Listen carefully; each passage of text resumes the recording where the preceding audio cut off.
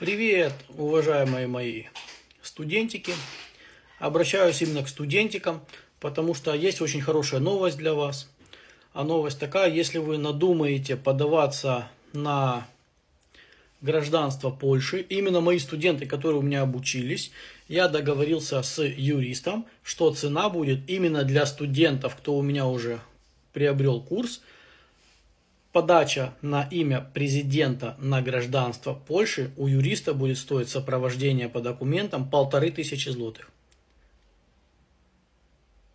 Пользуйтесь, пока есть такая возможность.